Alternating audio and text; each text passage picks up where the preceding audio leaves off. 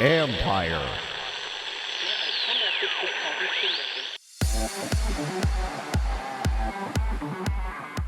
Fantasy became a VC reality. I think there's a really exciting movement underway that's transforming the way we consume, engage, interact, and that's the part where I think there's no going backwards. That's Meredith McPherron, CEO and managing partner of Drive by DraftKings, a firm looking for the kingmakers of the future. This is the Future Sport Podcast. I'm Bram Weinstein.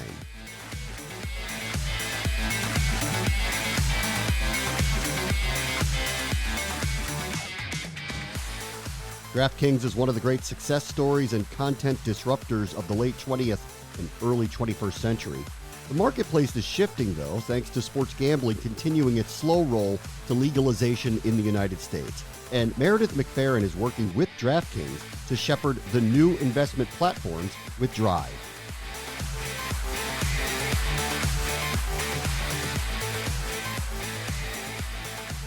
Our guest this week is Meredith McPherron, who's the CEO and managing partner of Drive by DraftKings, which is a multi-stage venture capital firm that is investing in sports tech and entertainment. And yes, you already know who DraftKings is. Hi, Meredith. How are you?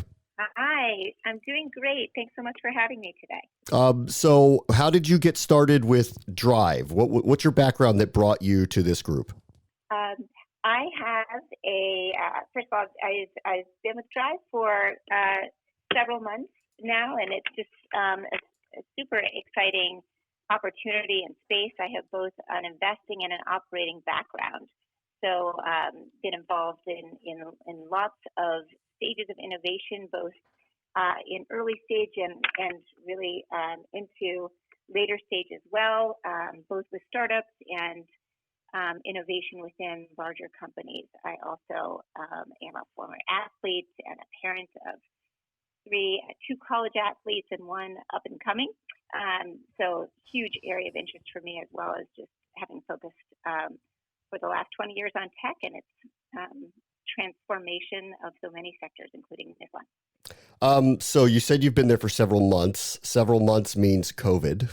How has the industry kind of worked in your view at this juncture during the most unusual year in our lifetimes? Yes. So, it has changed so much, as we all know, and been hard for so many, including individuals and teams, fans, players, and the like. So what a challenging time for so many. But a lot of the changes that we've seen, with adversity spark so much innovation, incredible resiliency by businesses, by individuals, families alike, and we've seen it in the sector in inspiring ways. So I think a lot of what we're seeing in terms of what's happening in this sector, in terms of change, was well on its way before COVID specifically, like with sports betting and, with the catalyst of PASPA in 2018, we've seen, huge interest and demand and growth that was sort of well underway before COVID. But then with COVID, as live sports came to a halt and then became, we were forced to view them in an entirely different way, we started to see a real amplification of certain things in media and fan engagement and the way people interacted, as well as just fans' need for greater connectivity as they were more isolated at home. So, there's been a lot of change, and I think some of it was well underway before COVID, and certain aspects of it have been dramatically changed during COVID, and I think will continue going forward. Let's talk about the fantasy and gaming industries. Obviously, you'll be close to that with the connection directly to DraftKings. Yep. Do you feel that the growth that's been happening here was bound to happen, or has it been accelerated here because of what's happening with COVID-19? Yeah, I would say both. Both bound to happen and accelerated. And and let's unpack that just a little bit. As I spoke about just a second ago, the bound to happen was really, I think in many ways related to this incredible, catalyst and rollout of, and is still, 19 states that are legal plus Washington D.C. And we just saw with the election, 3 more states come on in terms of legalized sports betting.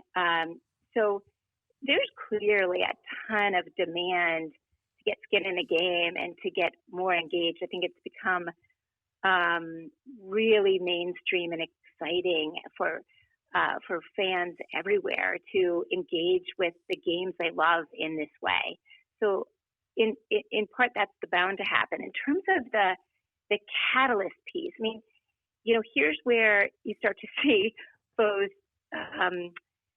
fans and people who are wanting to bet, innovating themselves and tech and media and operators responding. So looking at, for instance, second screen viewing, as we were forced to be remote, the people would engage with second screen. So watching with one screen and betting and chatting and watching together with another. And interesting how this was picked up on, and I think great innovation on the tech side to then make that even more possible, beginning with watch parties, watch and play, in-game betting. So what we're seeing is just, incredible innovation and adaptation to this circumstance that we have that's actually enhancing this experience, allowing us to both be more connected together and to each other and to the athletes and the teams, and engage in this competition, which I think always ups the ante and makes us more excited to be in it. The interesting part about second screen is everyone recognizes that it's real and it's important and it's the future and it's how people engage. What I can't seem to get a gauge on is what is going to be on that second screen. Is it social interaction? Is it in-game betting? Is it fantasy? Is it a different type of funnel that's maybe more directed than a Twitter? I don't think anyone knows the answer to that yet. Have you guys come around to the ideas that you think the second screen will actually be about? Yeah, so I actually think it's a great question. I think it's all of that, and I actually think this interactivity and full integration of experiences is what we're seeing that is so exciting, right? Interactivity is huge. People want to be involved. They want to be doing more, not just passively watching, right? And with these second screen and to, also watching single screen like mobile, right? I mean, I want to do on one small screen as I go forward because that allows me to access anywhere and to go anywhere. So we're watching that carefully too. But I do think, to your point, it's all of the above: the watch parties, the in-betting, the chatting, the commerce, and remarkable appetite to kind of engage in all of the above at the same time. And by the way, in a very personalized way. So I also want it to be relevant to me. I want the data to inform the bets I want to make, right? Not just any bet. I want to be connected to the people that, and not just anyone, but the people that I care about and oftentimes, invited into some, more specific and curated kinds of conversations. And you see that really not just on the linear side, but obviously led by Twitch and others, where you can do that right now, right on the streaming side. So I think there's a really exciting movement underway that's transforming the way we consume, engage, interact, and and that's the part where I think there's no going backwards. This is a fast train moving forward. Support for this podcast comes from AT&T. 5G from AT&T is fast, reliable, secure, and nationwide. So, should you switch? Well, historically, those were the reasons new tech was adopted. Neanderthals saw that fire heated things fast and made their caves secure from rampaging woolly mammoths. The ancient Romans saw that the aqueducts were a reliable and fast way to transport water, so they stopped carrying water jugs on their backs and adopted them nationwide.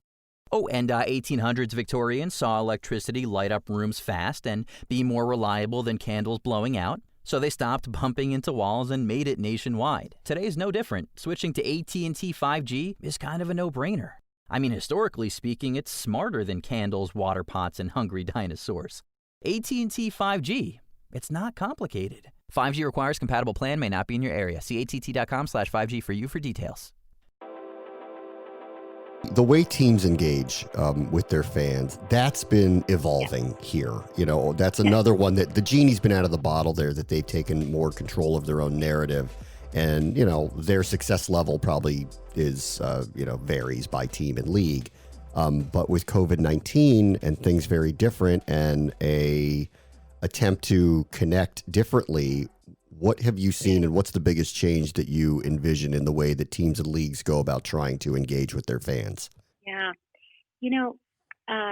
One of the things that I think has just been super interesting, and again, I think accelerated by our circumstances within COVID, is, when we were left without sports to watch for a bit, we more deeply engaged in some of those behind the scenes stories and narratives, and I think found them incredibly compelling. So I think as teams have begun to understand a little more deeply about why people follow sports, why fans do, and what it means to them, I think there's been a lot of great movement around just sharing deeper narratives and taking the mask off a little bit, allowing people to get closer and in some ways to humanize the athletes and even the teams and training and a lot of the journey of sports. So allowing people in a bit, and that, I think that connection, we've seen that in content innovation, short and mid format kind of content and stories, people wanting to engage in it and get closer to them. And so I think that is a real step forward for how teams will and athletes will engage with their audiences. To my point earlier, I also think just finding ways to deliver that content and those stories in more personalized ways and to encourage a level of interactivity. Now we're seeing, you can join a watch party with your favorite athlete and have them, maybe off season or with more nostalgic kind of viewing, comment and add some really exciting new perspective on an all-star game from years ago. And so I think, we're starting to see how that engagement is changing, and a lot of that was innovated here. Yeah, the other night my kids love Mandalorian, which is the series on Disney Plus, and they have a watch party function where you could essentially watch the new episode with anyone else you invite to do so. And I'm looking at this going, man, that's the future of sports teams. I mean, like they can do that. They can have their own literal curated broadcast whatever the NFL will allow them to do or the NHL will allow them to do. But they could have that, and they could have it on a streaming service. And there's just so much, that seems open and available to the sports Totally. fan. There's also just been a ton of again, out of necessity, but these virtual fan experiences that I think have completely enhanced remote viewing. And even if and when we'll get back to some sense of normal in live events eventually, but you can't always attend. And right, most often you can't, right, for all the things that we love. And so how these, VR and AR and our ability to port into live experiences, even when we're remote, and feel like we're there, that whole part of the experience has also, I think, increased. So yes, we can have these watch parties get closer. We get data now to get closer. We're able to, engage in micro transactions to understand more deeply kind of what each of our athletes and teams are doing. And now we can actually feel like we're there when we're far away. And so I think all of that is allowing to the point of like, we're able to get closer and to interact in a fundamentally different way. That's why I'm so optimistic of kind of how this will change the game going forward. You had mentioned your kids, who are athletes, and that you have interest in sports, and obviously you must have had interest in youth sports at some point in time. And here we are in a strange year. Health and fitness is clearly at issue, how people connect to their gyms, whether it's virtually or whether they're still going in person, and how do they stay in shape and remaining healthy. There's been a lot of acquisitions in that space too, which I think also might be coincidental to what's going on with a pandemic. How do you kind of view that sector of sports technology right now? Right. That's a great question. I'm so bullish on this sector. It has, again, you could ask the same question as, were the seeds of this going on before, or was this, is this completely accelerated by COVID? And I think the answer to that is also both. We've clearly seen, as you mentioned, tons of activity here because people have been confined to their homes. So in terms of health and fitness and wearables and that whole area of human performance, it's been really on a tear, I think, as all of fitness tech and wearables have become more accessible to the mainstream and to all of us at home and how we're engaging in it. So yes, you've seen the Whoop investment and become a unicorn. Mirror being acquired by Lululemon. I do think that we're going to see continued activity on the M&A front. This space is growing and projected to grow over 15% over the next 5 years.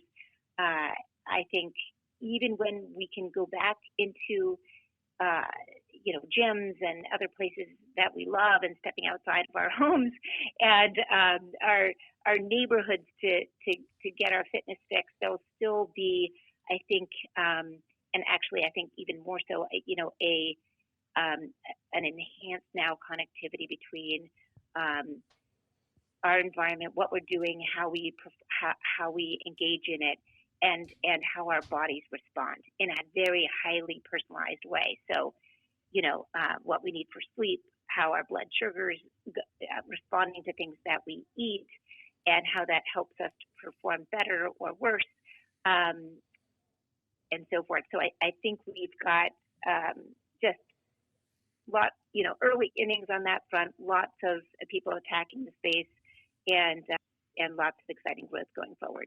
Okay, I'll leave you with this. Obviously, there's problems to solve in the health and fitness space. That's probably exciting as someone who's looking into investments. If someone can come up with a solution, there's a glut of sports tech in entertainment and media.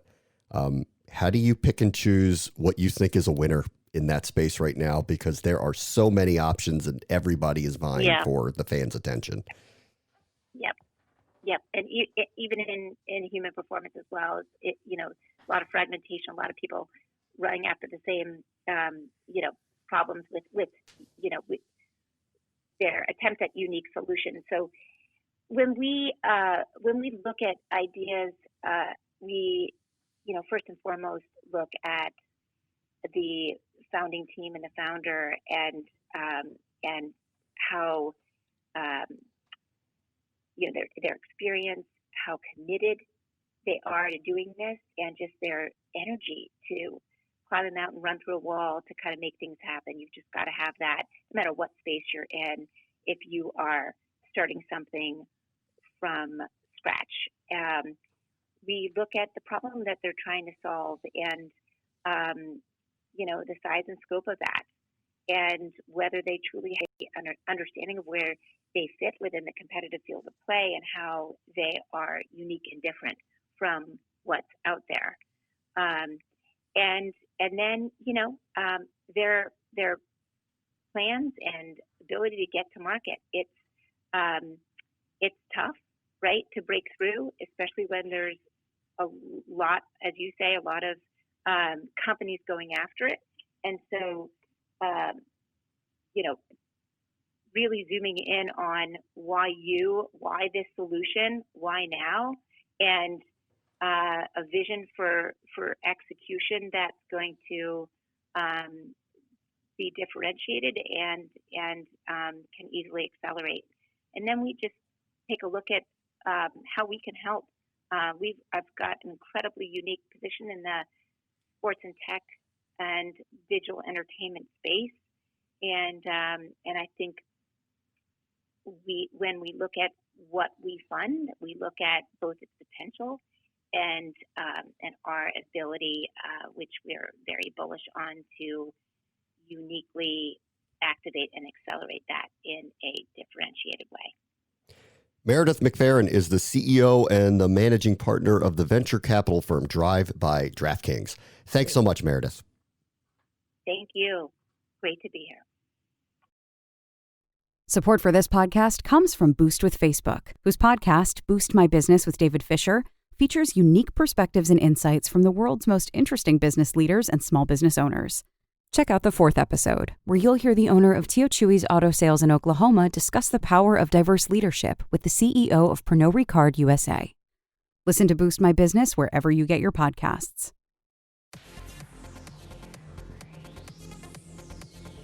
On the next Future Sport podcast, every golf swing from every tournament is at the ready for a new content home. Our consumer is more savvy than ever before, the sports consumer, consuming on social platforms, consuming on YouTube, consuming via mobile. Everyone's mobile first. And there's also an expectation of timeliness. That's Navin Singh, USGA Chief Commercial Officer. He and Shaka Arnond from WSC Sports discuss their collaboration to help golf give every fan whatever they want. That will do it for this episode. As always, the future is now. This is the Future Sport Podcast. I'm Bram Weinstein. The Future Sport Podcast is brought to you by 3 Advance, developers of sports tech apps that are AI-powered and UX-focused. So if you're looking to create some apps for your startup or your sports biz calls for some artificial or business intelligence, you should check out 3 Advance. They're incredible. Go to 3advance.com. That's the number 3advance.com.